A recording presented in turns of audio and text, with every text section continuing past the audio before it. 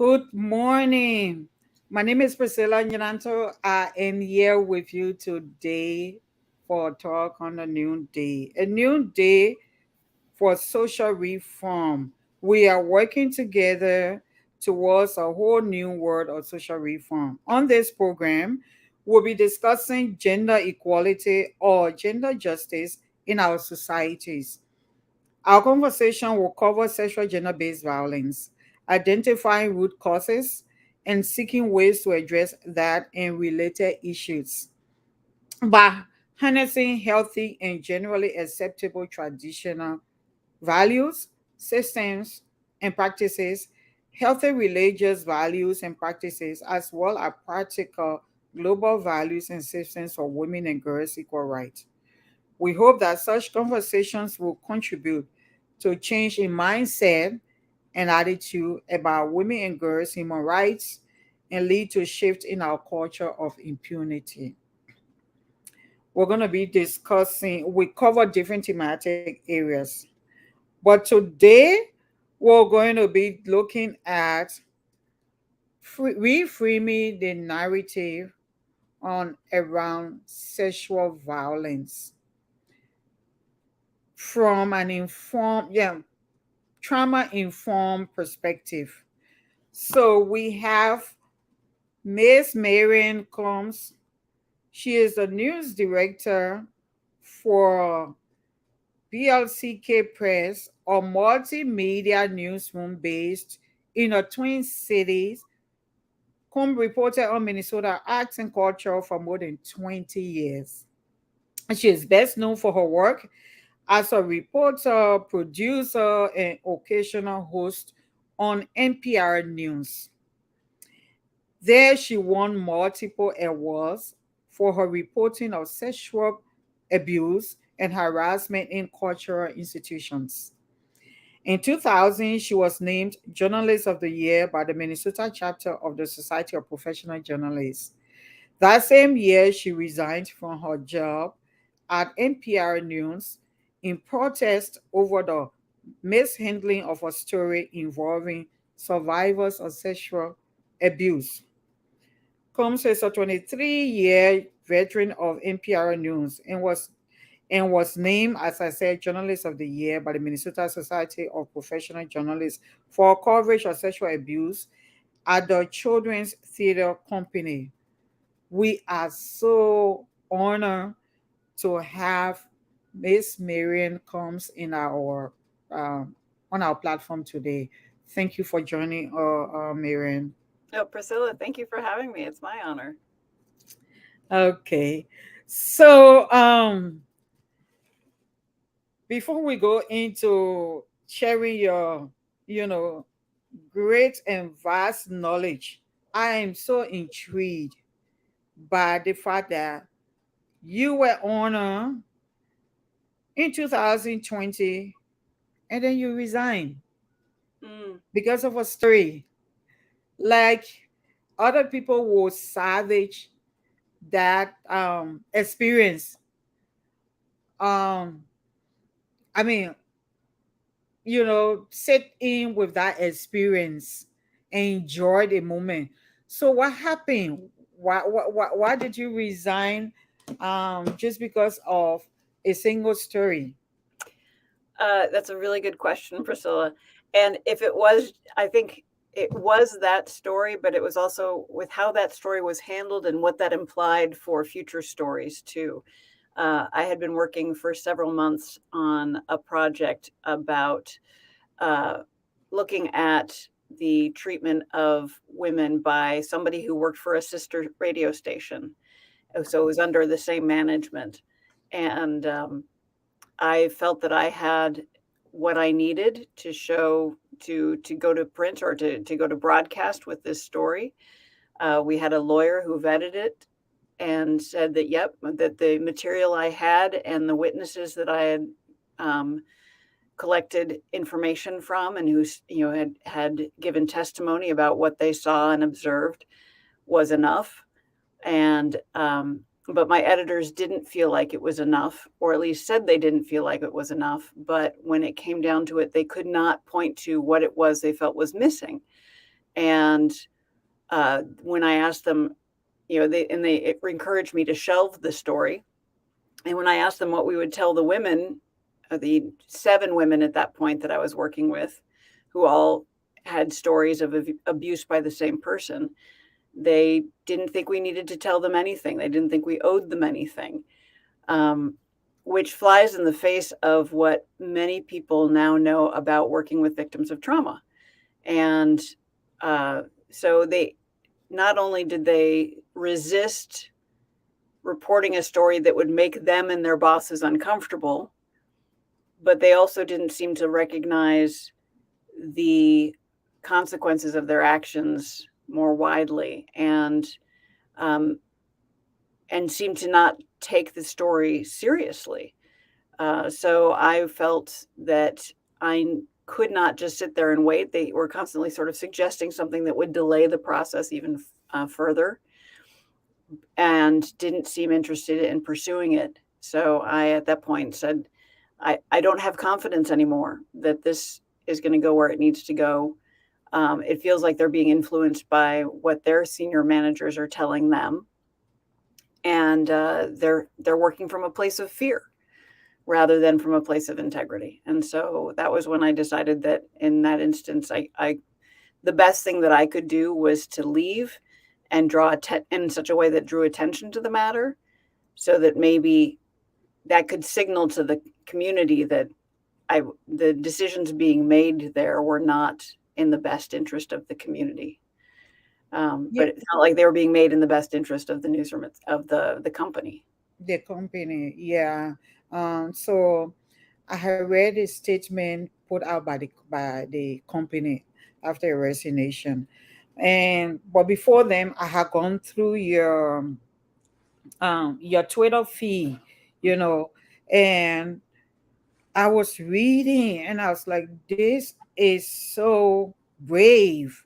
I mean, I'm just going to read through your Twitter thread if you don't Okay, mind. You sure. say today, after more than 23 years at NPR News, I turned in my resignation, my letter of resignation, effective immediately.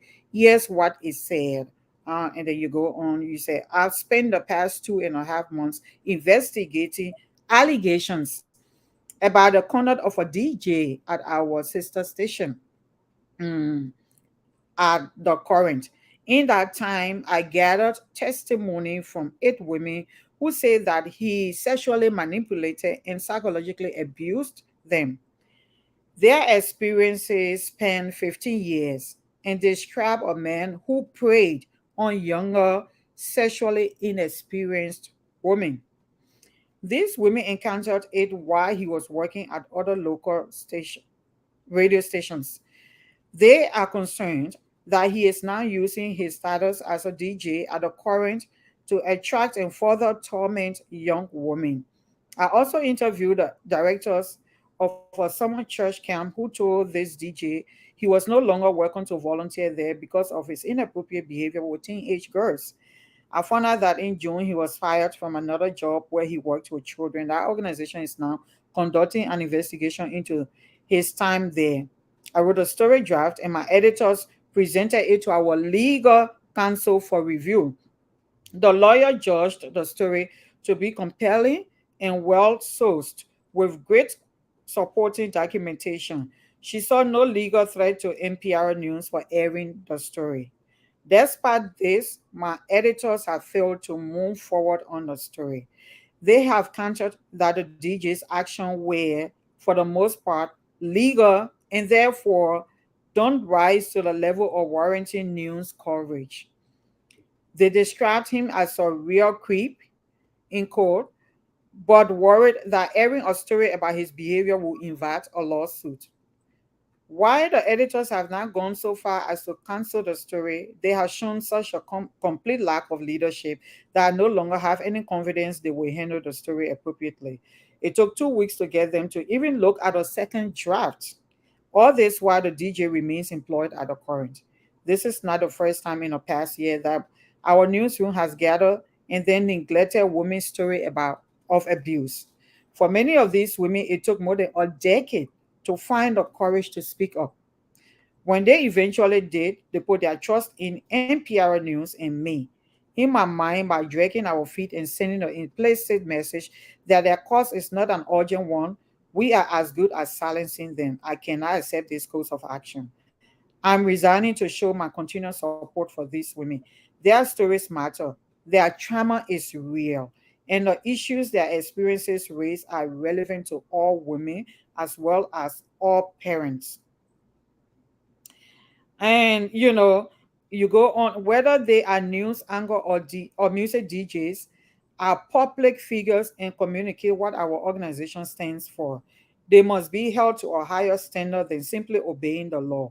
And our newsroom must not flinch at turning of critical eye on our company and staff. And and it was like, oh my word. And then checking out and your stories you raise you shared. I mean, there most of the points you share really resonate with me, and I'm sure a lot of us who have been trying to um, amplify the voice, because I don't like to use give voice to the voiceless, Right. but amplify the voice of people who are on the fringes and who have suffered these kind of experiences. And you say, because the newsrooms are biased, because a lot of them are run by males, so they don't see and they haven't experienced, they haven't walked in the shoes of most of these survivors or victims, so they Mhm. tend to side with, so they don't feel their situation. And I think another reason is because most of them probably have indulged one way or the one time, one yeah, at one point in time in similar behaviors. Well, So they and regardless, even if, yes, there's definitely a implicit bias that comes with our culture that says, um, as soon as we hear a story about a female who's claiming that she was assaulted, people ask, what was she wearing? And I was pretty, um, I heard people say, well, put yourself in his shoes. You got to think about his side. And the fact that they were saying to me after I presented them with 7 victims worth of testimony and the testimony of church leaders, and that to me said that they were really struggling to, that they were really sitting in his place as opposed to sitting in the women's place. Um, and I feel like, well, what was difficult for me was to watch my peers engage in biased behavior that I had been learning about and working with for the past 3 years in my other reporting. And so to witness them behave in ways that systemically, this work is all about, um, how should I say it? There are so many things that work against victims of sexual assault. When they go to court, the idea that that they would be, they're basically put through a position of being accused on the stand of lying and being asked all sorts of hostile questions. That actually serves to re-traumatize a victim of sexual assault. So oftentimes what they choose to do instead is there a way I can hold this person accountable that doesn't involve me being re-traumatized again? And sometimes they will go through the process, but it's just such a painful process. I had 7 women, and ultimately I had 8 women, and then after I resigned, 6 more women came forward. So there was a total of 14 women who said, "No, this man treated me in this way and made me feel awful, and I'm still dealing with it years later because of what he did and what he said to me." Um, and that all of these women should account for something. Yeah. And I think in the issues we have now is that there's this desire, well, you have to name them. They have to go on the record. They have to share their name out in the public, or else it's not a valid story.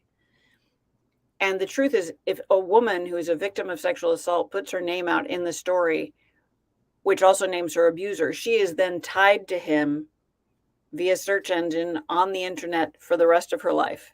Mm-hmm. And the last thing she wants is to be connected with her abuser in that way. There are many things when you just think about the psychology of what it is to be a victim of abuse and to work with them to tell a story. Um, there are things you just don't want to do if you want to do your job effectively and not do more harm. And I think that for me was like, how can I tell this story without doing any more harm? Um, yeah, and that's where a lot of our division came through with my editors, is that they didn't seem to be thinking about the whole human that was involved in this story. Yeah. Yeah. So I think, like you said, I think it has to do with um, socialization, Mm. um, and which includes our the myth, rape myth that if someone is actually abused or was actually assaulted or raped, certain things needed to have happened. Maybe she needed to scream, maybe she needed to fight, maybe she needed to report, or she shouldn't have been there Mm-hmm. uh, in the first place. So And nothing looking at the male point of view of this, like all the things he shouldn't have done. no, because unfortunately, that's just the system of patriarchy. Mm-hmm. It does not hold accountable males. It excuses the system have conditioned us with different culture, attitude, and mindset that excuse men or the perpetrator, who are mostly men anyway, because sexual assault is it disproportionately affects females or women.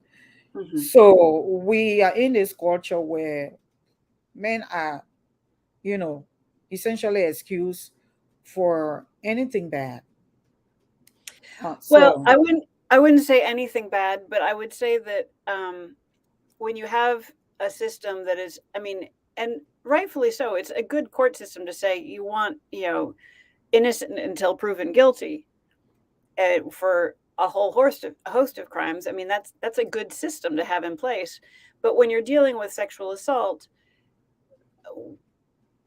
the psychological trauma of sexual assault also often causes women to shut down.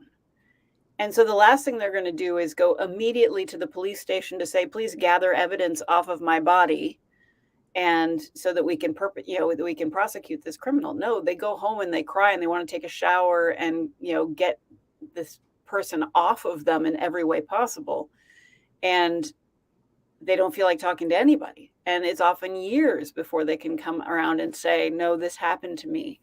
And by that time, the courts are like, well, sorry, what proof do you have?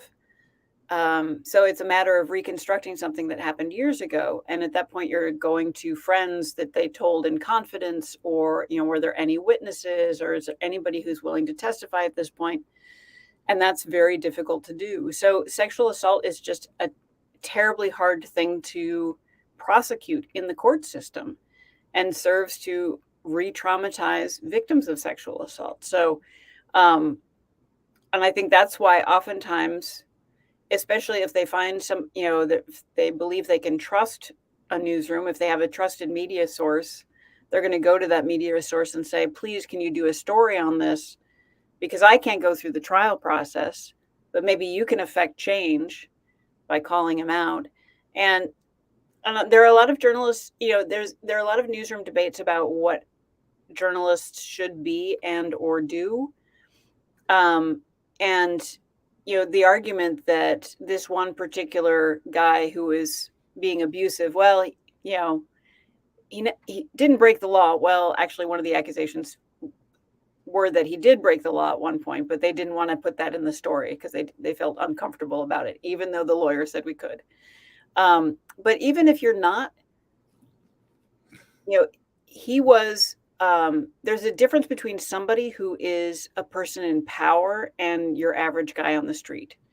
So the fact that somebody is a host, is a public persona, has power and influence over other people, that's an instance where it's really worth a newsroom covering that, because that is an abuse of power.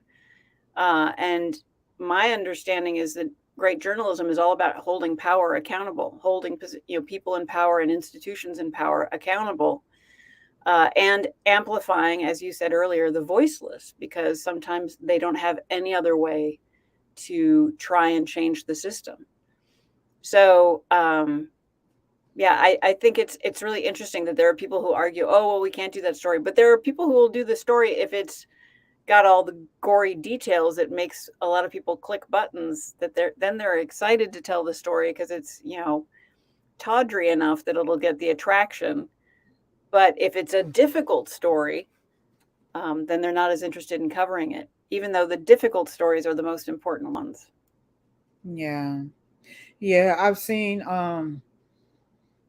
seen interviews, because right now sexual assault, or sexual gender based violence is really um high in Liberia. So I see a lot of time which I just can't watch, uh, when I see videos or interviews of survivors or victims, and the person who's interviewing them is asking for details that this victim or survivor is not ready Mm-hmm. to articulate. The Mm-hmm. brain is um the brain is just not ready to face those, to process that part. In trauma situation, the brain shuts down. There are certain experiences the brain blocks out, especially when they're painful, unpleasant. But it is at that moment that the person who's reporting and I don't want to cast aspersion on general aspersion on the entire Liberian media, but we always need training.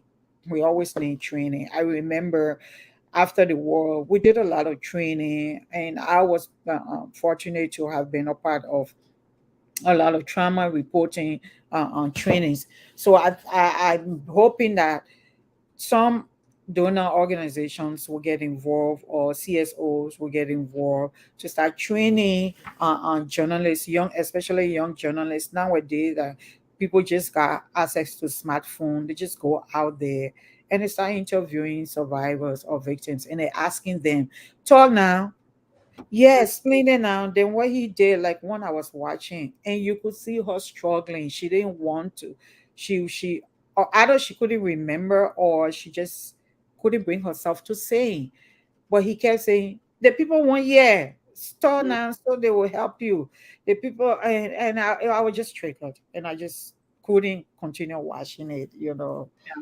Yeah, and a few times I was able to, one or two times I was able to reach out to the owner of one of these news outlets through Facebook Messenger, and I'm like, hey, can you do some training with people, before you're sending out on these kind of stories? They're really difficult to watch with some, especially, some of us who have experienced this, you know, uh, and don't even have the courage to even say that. But then there are people who get in the courage to speak out. But how do we work with them so that these Mm-hmm. stories are heard without hurting them, without causing more harm? Um, so when you said, news outlet do not want to. news outlet do not carry these stories unless they want the really sort of details. It's like, why is that the case? Mm. So I started researching, and I realized that even in the legal system, that is the struggle. Paralegals are being trained, lawyers are being trained.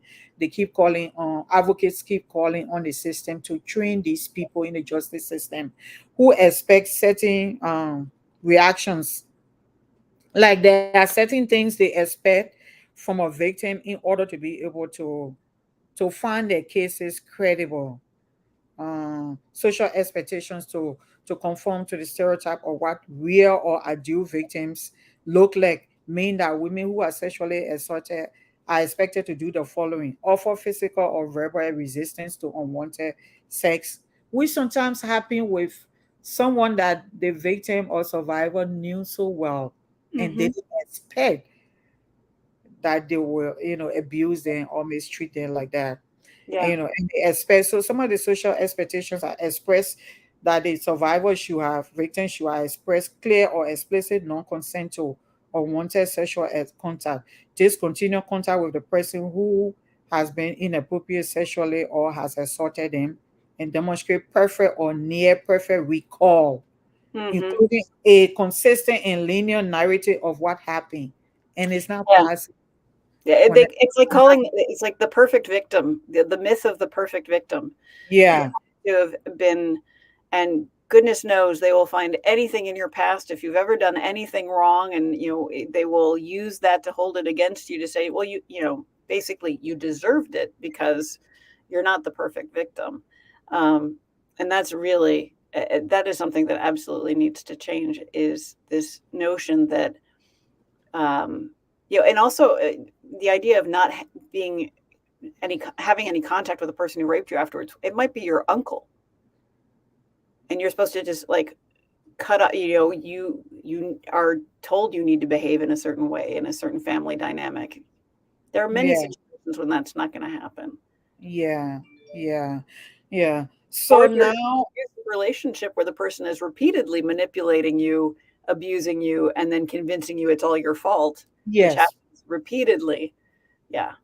it may be your pastor, it may be your church leader, it may Mm. be your stepdad. I mean, yeah, it may just be, and so, um, neurosurgeons are working with, or the report I was reading with, I think it's the Canadian justice system are working with this group of uh, uh, uh, uh, doctors that trying to show, to teach law enforcers or the justice system that how the brain work when a trauma happen, so that Mhm. they can be able to process these kind of cases, that they have unrealistic expectations for people who are suffer sexual assault. Mm. um, yeah. So hopefully we get to do that in the media. And then, as the media gets trained to be able to know how to engage those kind of stories or cases, we can be able to frame, like you said, reframe the narrative for the general public to understand. Because we're supposed to be educating people, not only putting information out there. If we're thinking just like the ordinary person out there, I don't know how much good we're doing. Yeah. Yeah, I Yeah. don't know And how much good. right here in the United States, I mean, we have Roe v. Wade that was overturned. And one of the things they don't necessarily talk about in association with Roe v. Wade is that when it was passed, one of the results was a marked decrease in domestic violence.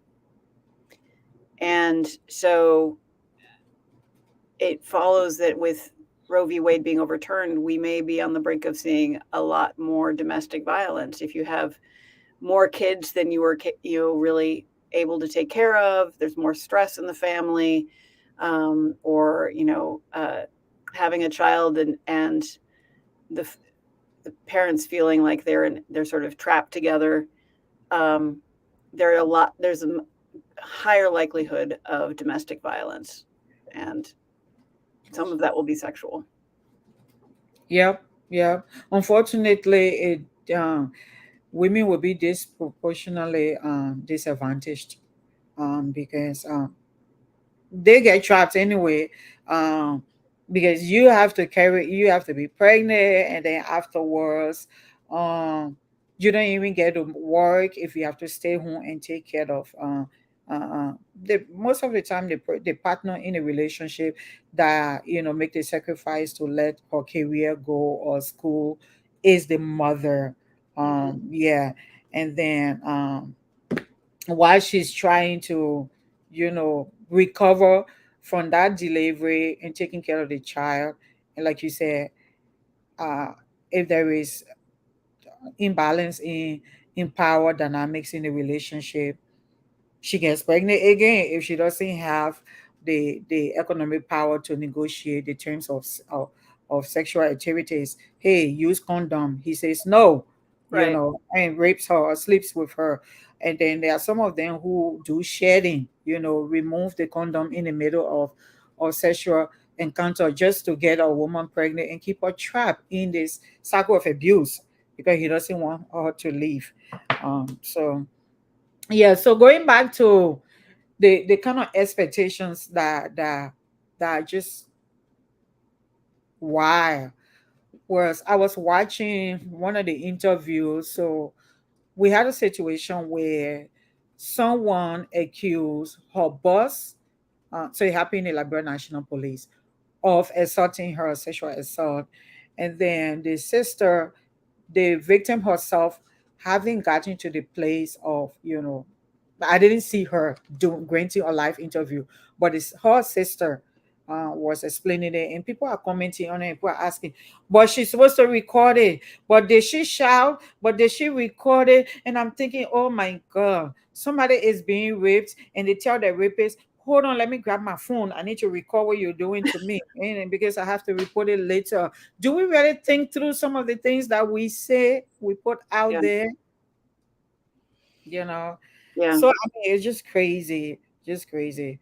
So the report I was telling you about, I was talking about how sexual assault is an experience of trauma, and trauma has a neurobiological effect. That is, it affects our brain and our nervous system. For this reason, it is imperative that working within the criminal justice system, people understand the impact of trauma on victims of sexual assault so they can process their cases more effectively and hear evidence in these cases impartially and fairly. Hmm. Instead of, yeah, so the impact of sexual assault depend on many factors. They include, but they are not limited to, the nature of this assault itself, how long it lasted, the extent of the physical assault, the victim's relationship to the perpetrator, like you talk about. What if she can get away? What if it's her uncle? Hmm. So anyway, so let's get to, in the media, you had 20, 23 years or 20 plus years of experience in this field.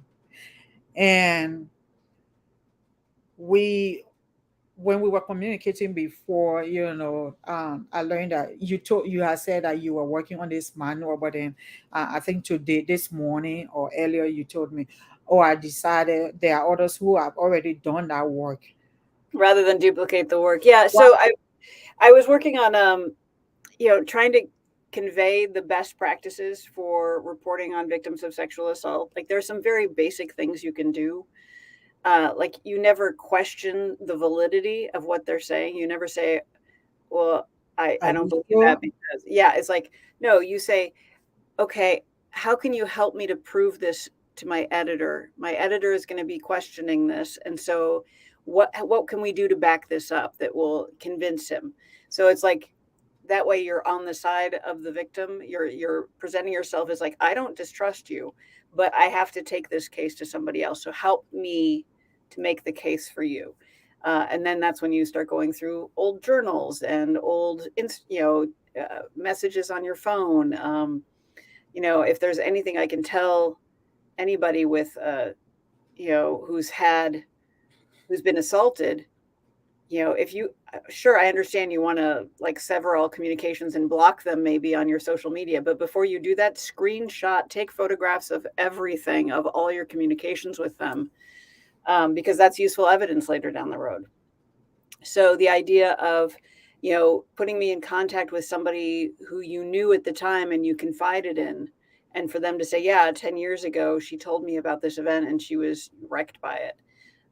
Or, there are ways to allow them to tell the story with somebody who they trust in the room with them. So they're not alone in the room with me, so that they feel safe. There are all sorts of things you can do to create a feeling of trust, to give them agency. So, for instance, when I worked on stories with victims of sexual assault, I'd say, right now, this entire interview is off the record. So you can tell me everything. And then I'm going to come back to you with a script. And then the quotes I have, you're going to see what quotes you have in the story, and the sentence before it and the sentence after it, so you know the context. And then you can tell me whether you're okay with it. And frankly, nobody said, no, I don't want that quote. What they did say, oh, I don't know if that's actually the right quote to use for me right there, because I was saying that in a different context. So they actually helped me to do better reporting and made me a stronger reporter by going over the script with me at the end stages. But because they knew they had agency, they were able to be much more open with me up front and to tell me the whole story rather than holding some of the story back and being like, well, I'm ashamed of this part. It's like, no, you will have final say on what aspects of your story make the final cut.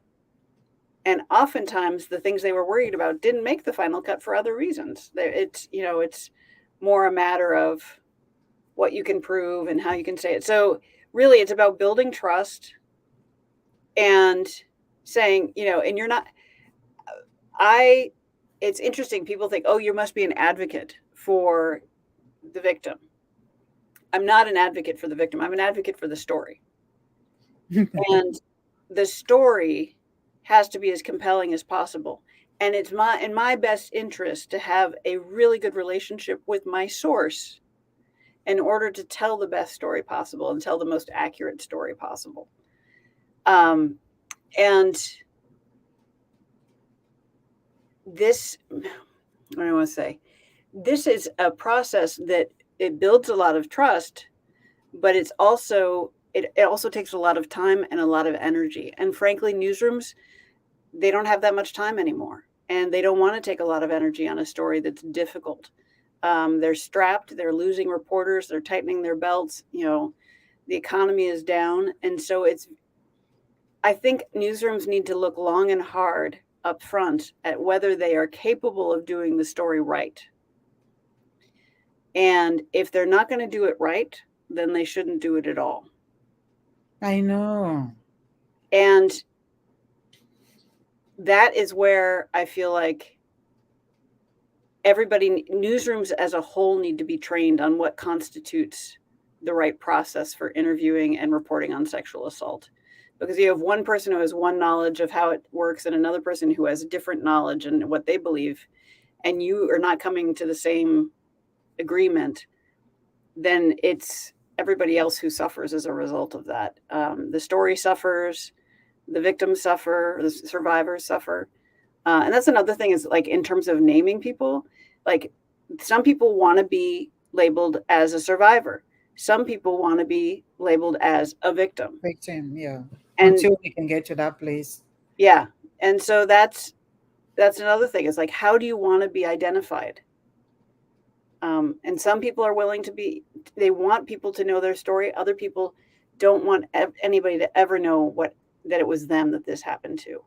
So you need to find ways to respect that while also honing in on the most important part of this, which is holding people in power accountable.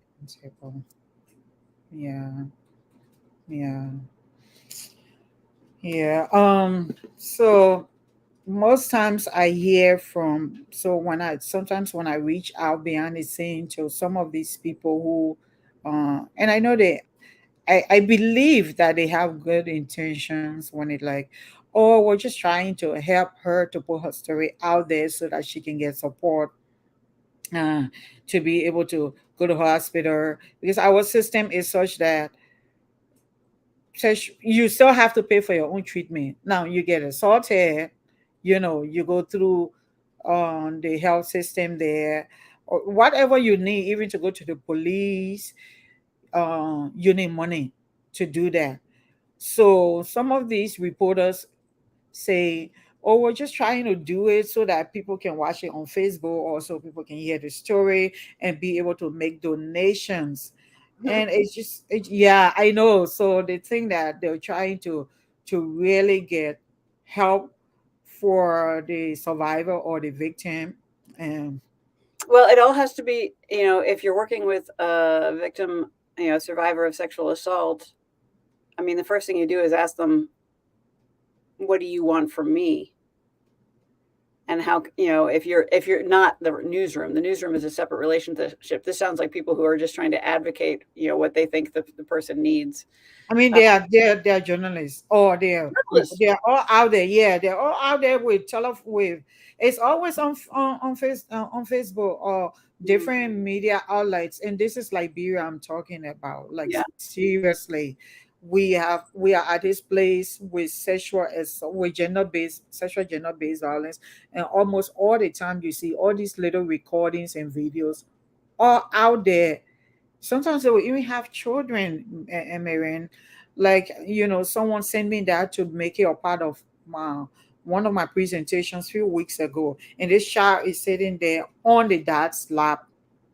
13-year-old was raped.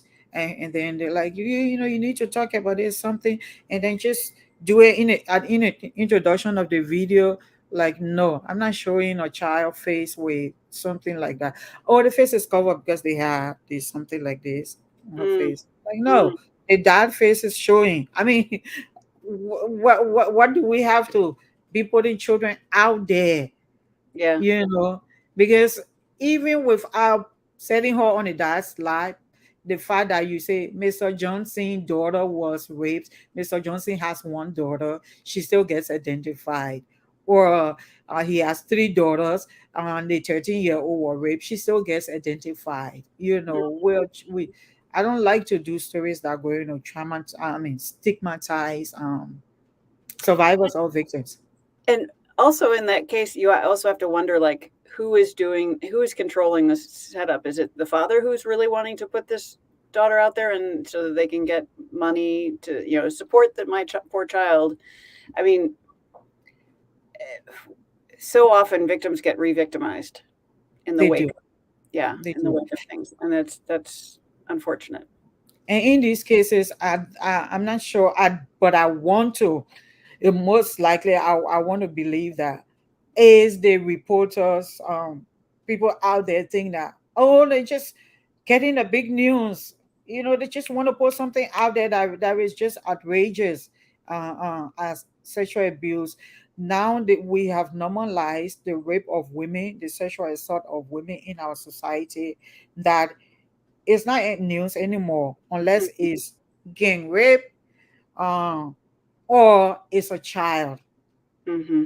So So really, I mean, the reporting at that point, and this is the difference. There are reporters who go after the individual incident, which will yeah, get a like lot you of need to tell your attention. story. Like you Yeah, need to, yeah, yeah, versus the reporters who go after the system and say, okay, so how do we address this issue systemically? yeah, What is it that we need to change the numbers over the long term? Who's doing that work? What are they finding out? What are the challenges that they're facing? I mean, that's how you tackle a problem systemically, as opposed to just reporting on it, the same incident over and over and over again.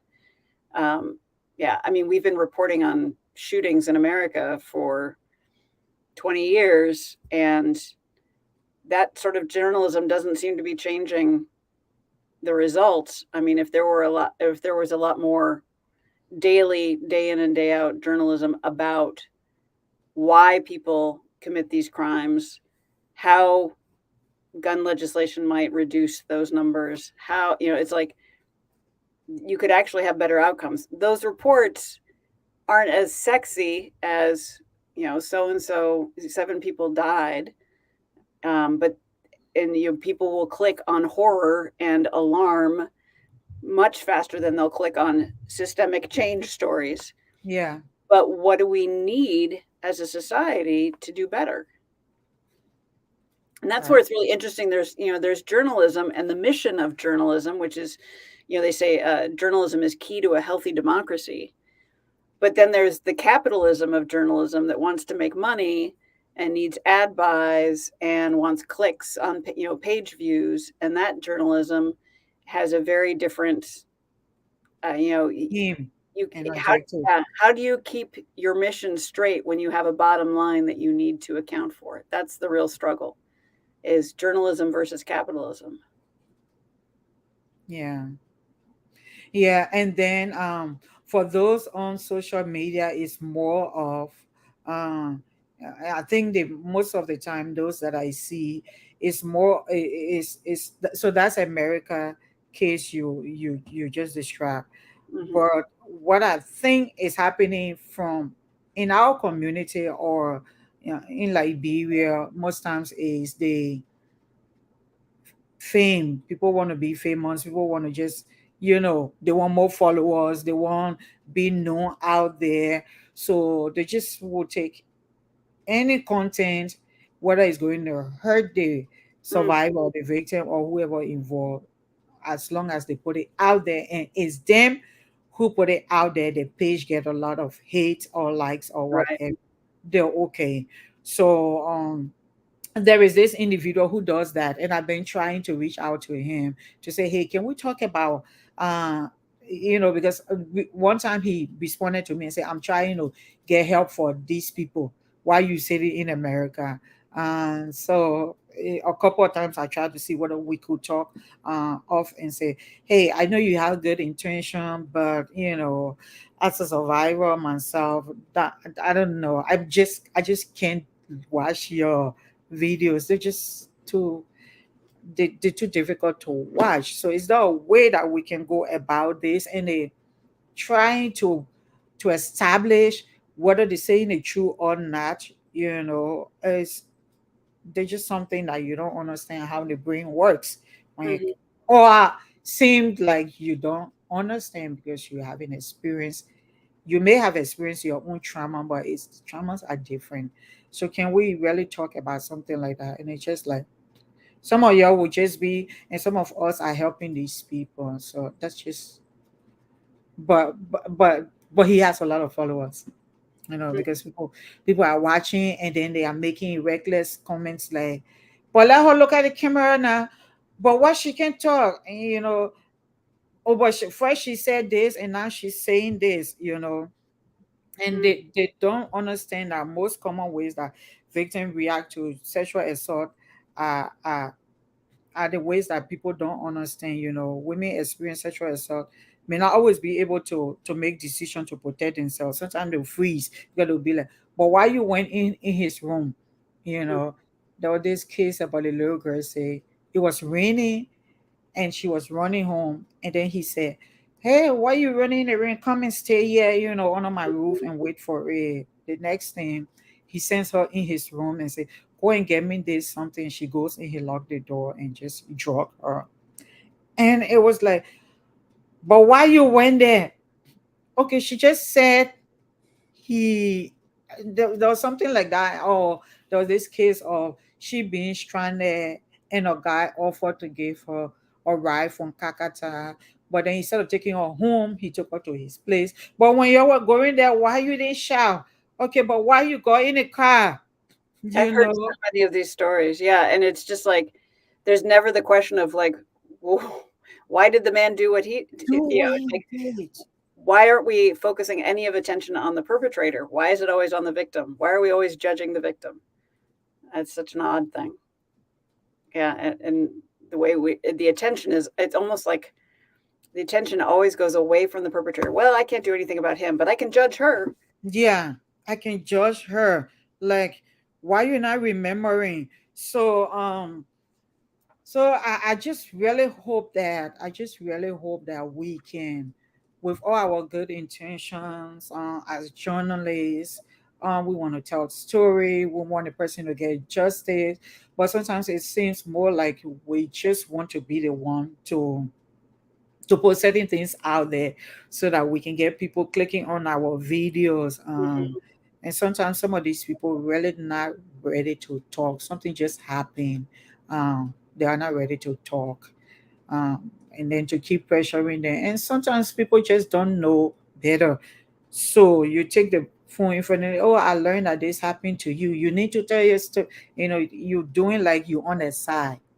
But at the end of the day, most times it's like you just want to get a story out there, or you just want to get your clicks.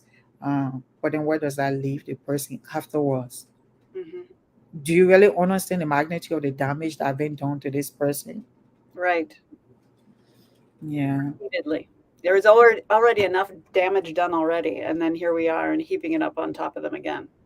Yeah. yeah, If there was a situation where it's one woman accusing one guy about something, and there's obviously a lot of, possible money in play or something, and it's a high profile person, yes, I mean, that person needs to go on the record and needs to substantiate their claims. But when you have 8, 10, 14 people saying this guy abused me, I mean, there's no reason why they should all have to go on the record to say, and testify and give their names to. Nobody wants to go out and say somebody beat me up or somebody abused me. Nobody, there are very few people out there who lie about those things, and it's usually because they're messed up in some other way and they desperately want attention. But the vast majority of people don't ever want to speak about it, and if they do, I mean, to a one, the women I spoke to, they were speaking out because they were worried about other women. That was their concern. They thought they were the only one. Then they realized they were one of 6 or 8 or 10. And they're like, it has to stop. I don't want to see this happening to more women because I didn't speak up. yeah, yeah. I know, and I don't understand the thing about your your media institution that you left. NPR was saying that, oh, it's not legal. Yeah. They didn't do anything No, illegal. he didn't do anything illegal. Yeah, he Yeah. didn't do anything illegal. That, I mean, it's true. Uh, an 80-year-old man can marry a 16-year-old girl, and that's perfectly legal. Is it healthy, right, good? Yeah, I mean, there are a lot of things that are legal that are not okay. Right. Yeah, that Psychology, okay. it's very hard to put in laws about psychological abuse. How do you, how do you create laws to say, well, to determine factually what that abuse is? It's a very gray area. So to say that, well, it's not illegal doesn't mean that nothing bad happened. Some terrible trauma can happen, and it Mm, can still be legal. yeah, yeah. Um, Let me see whether we have some questions. Let me see whether we have some questions. Um, okay, this one is watching. Roberta, I'm trying to find question. Hit the like. Happy Sunday. Good afternoon. Mm, you, I talked to you. We of air. Okay, we don't have any question. Mhm. Um, but yeah, so do you, I know, and you don't have to answer this because of, out of respect for people privacy if you don't want to, but I'm just curious, after you resign, do you know what became of those, women who share their stories Yeah, with you? I actually have kept in contact with them. They're an amazing group of women. They found each other through this story. Some of them knew each other, a couple of, people here and a couple people there, but they didn't know all about each other. And so they kind of found each other through the reporting. And as a result, they continue to meet as a group, and which has been really healing, I think, for them. Um, they would, some of them still are wish that they could tell their story and have people hear that story. Um, but once I left NPR, it wasn't possible for me to report it because all of that belonged to NPR in terms of my labor and work. Um, there were other reporters who um, interviewed them and talked about possibly doing a story with them, but by that point, their abuser had been fired and had been let go from NPR. So the moment had Oh, passed, and so it wasn't as he was no longer a public figure in that sense. Um, and so and they said something around it was like the the crimes weren't abusive enough. I think was one of their thoughts was that there a lot of it was predatory grooming, which is a whole nother thing in terms of how you treat a young girl, and then so as soon as she's of legal age, she's willing to have sex with you, and you're the first person who has sex with her. He would this person reached out to people, often very religious young girls, and would convince them that they needed to have sex with him first so that oh they could my word. be good for their husbands, and yeah, that was part of the behavior. Not illegal. He was very good at walking the line of what was legal or not, but certainly traumatic and abusive. Yes, it is. And that is another aspect that our society does not take into account, they'll be like, well, but she I mean, there's just a lot of them. There's just a lot of them. Like, we don't consider the power imbalance. We don't consider the economic um, factor where the girl is maybe at a disadvantage.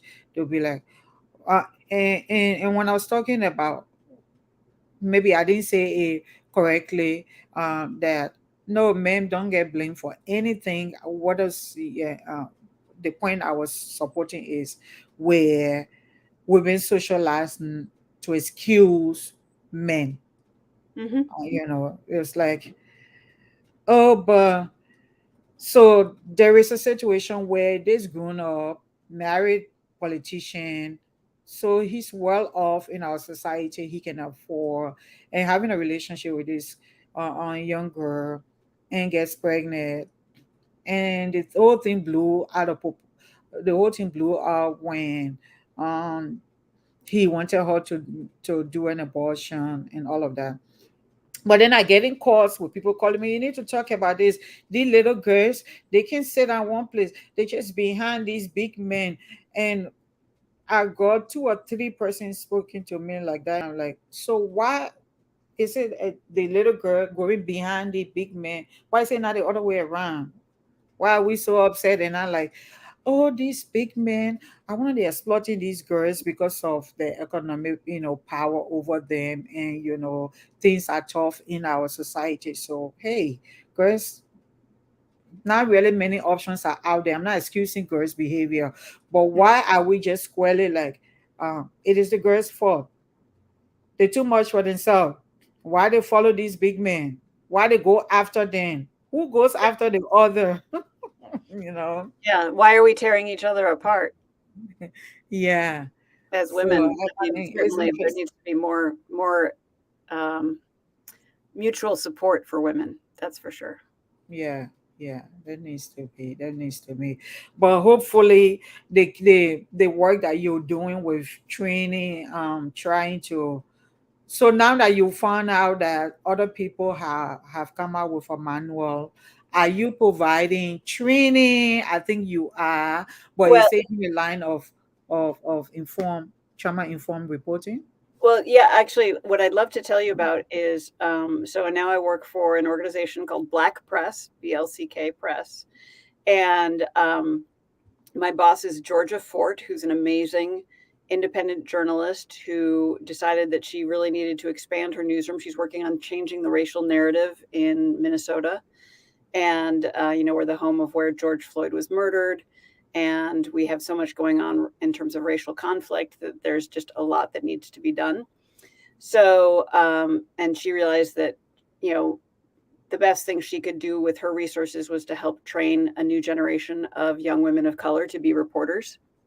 And so this is what we're working on. I have 5 reporters that I work with, all women of color, who are telling stories in their communities. They're lifting up wonderful stories. They're also asking hard questions, but they are, the whole process is teaching them to speak with a stronger voice and to speak with authority and to be comfortable asking people in power tough questions.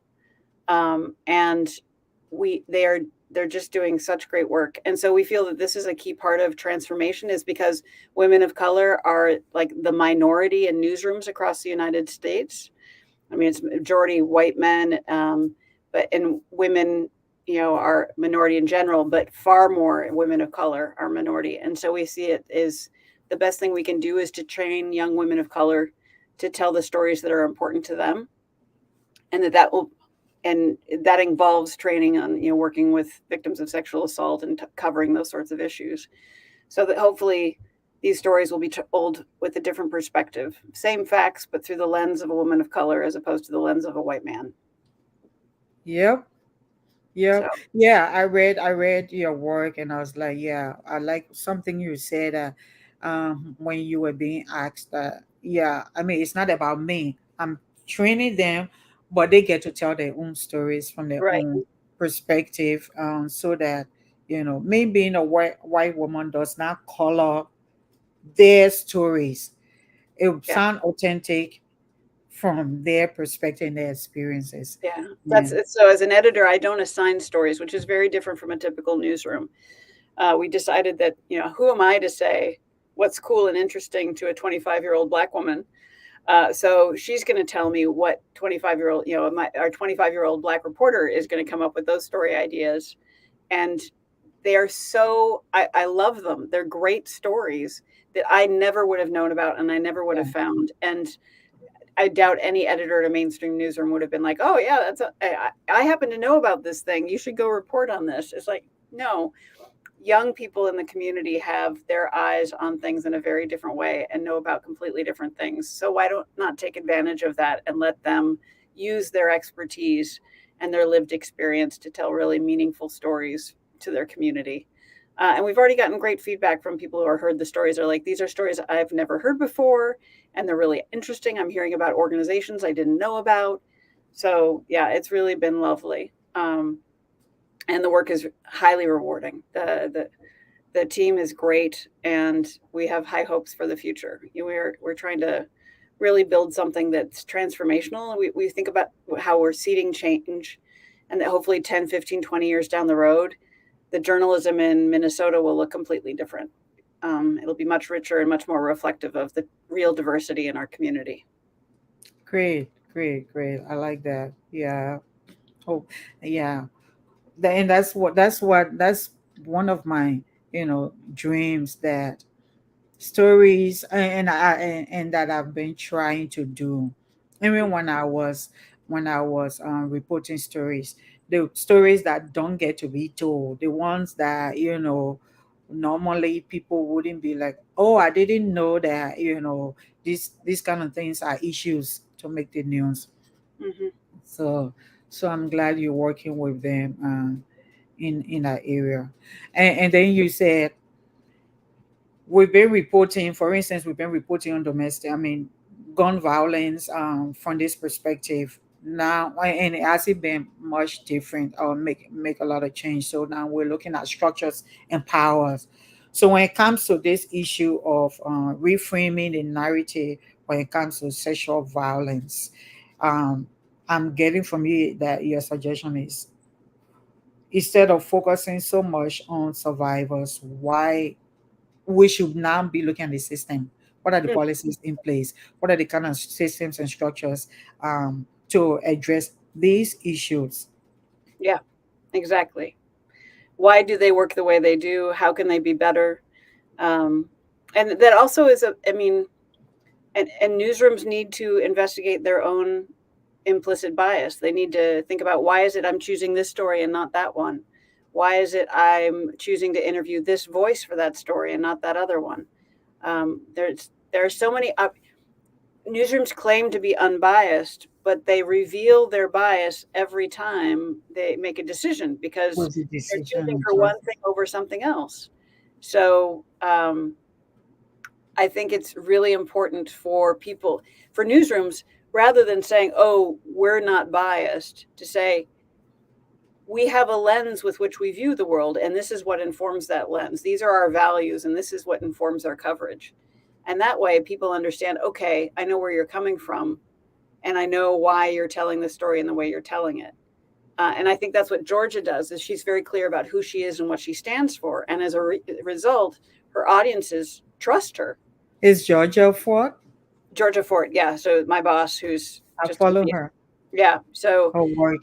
yeah, she is very clear on who she is and what she does, and she, because of that, she has over 100,000 followers on Facebook. She has Mm, people came to her live stream of the Derek Chauvin trial to gather and talk about it as a yeah, community in a way that they weren't with other forms of media. So yeah. Oh, you have a tight team, a great team there because yeah, I have followed her work, and I like that. Like you mentioned, um, moving away from the white man narrative or standard. Like for instance, she had talked before at the webinar that I was part of. The moving away from I know AP Star, oh yeah, where if we want the newsroom to actually be diverse, we need to allow people's stories to be told in their languages or unique to them. And I like to write like that as well. Sometimes when I'm writing, I want to be able to capture the Liberian balance, the Liberian language, like setting things in quotation. I don't want to put it in the AP style. I want to right, say it just like it was said in a Liberian way. exactly. So yeah, so I that resonated with me when she mentioned that during her presentation. I was like, yeah. So I follow her work, and and I'm and I think the both of you are going to uh, do some great work in Minnesota, in the Twin City, and hopefully, you know, change, spice up the narrative and include uh, diverse voices. Yeah. We certainly hope so. Thank you for that. Of course. So, I don't think we have any questions. I don't think we have any questions. Otherwise, I could just go on and keep sharing with you some of the reasons why I thought you'll be able to talk to us, because there's a tendency sometimes for us not to listen to each other unless I don't know. I think it's human tendency. It's not a Liberian thing because let me go to the Christian Bible where Jesus Christ said, "A prophet is not respected in his or her own town." But this is an issue that I'm passionate about, where um, and it been bothering me, where people will be interviewing survivors and victims, and really you wonder, are they considering some of the things that affect these people are not going to remember some of the event. Their memory will go blank, the inconsistency in their memory, the struggle with decision making, uh, or not be clear about saying I don't want this, or not have physical injury on themselves, to prove to you that this happened. And I'm not saying take everybody word when they come up with a story and say I was assaulted, but how can we really train ourselves if we choose to focus on the survivors and the victims, and we claim that we're trying to get help and support from them through social media? How can we do it right by not causing harm, by trying to do good? Hmm. And the aspect that you introduced, I really like that let's focus on systems and structure. What are the things that are allowing this kind of creating this kind of environment for this to continue to happen? Yeah, exactly. um, so we've been trying to get policymakers to come on focus on Liberia. on the noonday show to talk with us on, hey, what is being done, what are law enforcers doing in communities where people go to report to the police, and for the same reasons, they get shut down. Mm, Yeah, for the same reasons they get shut down. You sure? Or, but I saw you together yesterday. mm, Or, but I thought you are friends. Uh, the kind of things that they think that, um, if those things are in place, then there shouldn't be sexual assault. Like if you are friends, how come you say he raped you? Or if you are lovers, how come you say he raped you? If you are married, how come you say he raped you? yeah. Or everybody else is doing it. Why you want to make this a big deal, at the place of work? You need a job. Why you want to, why you can't just do what everyone else is doing? You're trying to be difficult because nobody else complain. Why you? You know. Hmm. Exactly. So, well, if you have anything final to say to us, I'll suggest that you go ahead, so that we can wrap up because we didn't get question. No, that's We okay. Yeah, we didn't get It's a question. tough We topic to talk about. It's a tough topic. And I'd It say is. that, um, if you work in the news, the best thing you can do is reflect on what you're doing before you do it. Take a moment to think, why am I doing this story? What good will come of this story? How can I do this story in a way that doesn't hurt more people?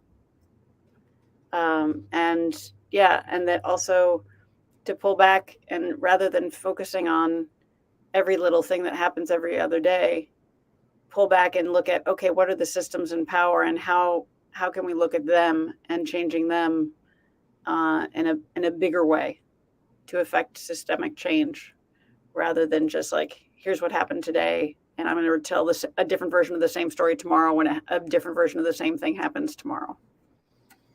So Yeah. that's really the main thing for me is try and tell stories that by telling them you're helping to make the world a better place and not doing more harm.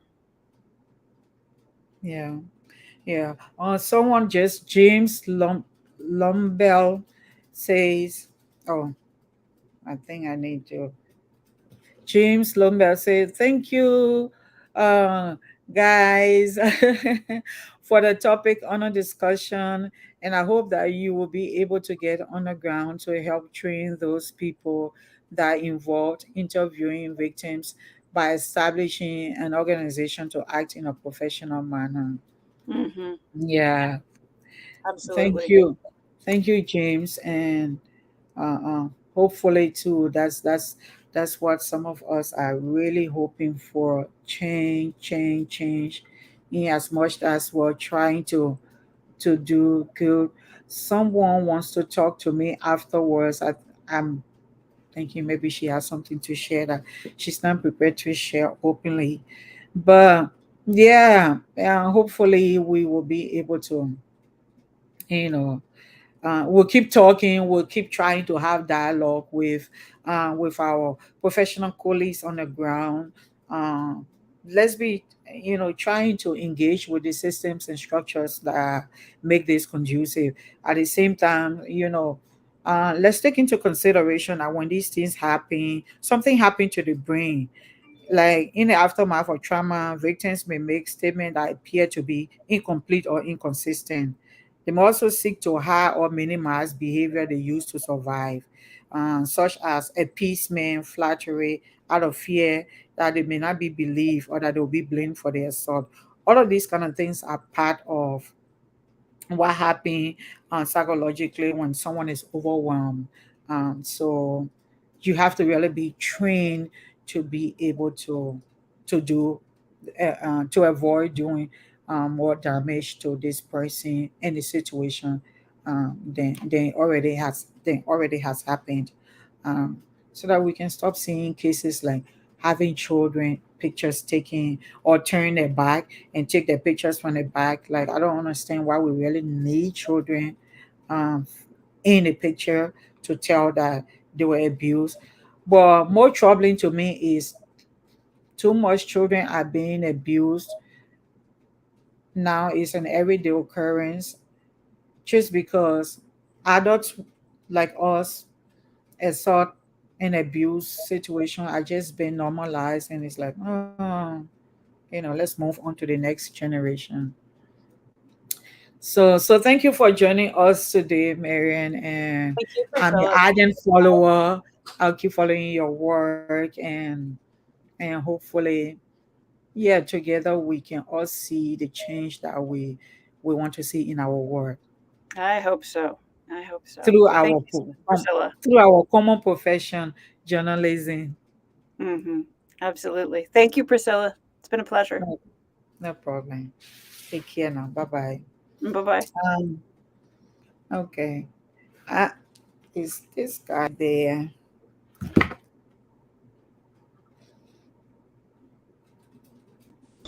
We all love you,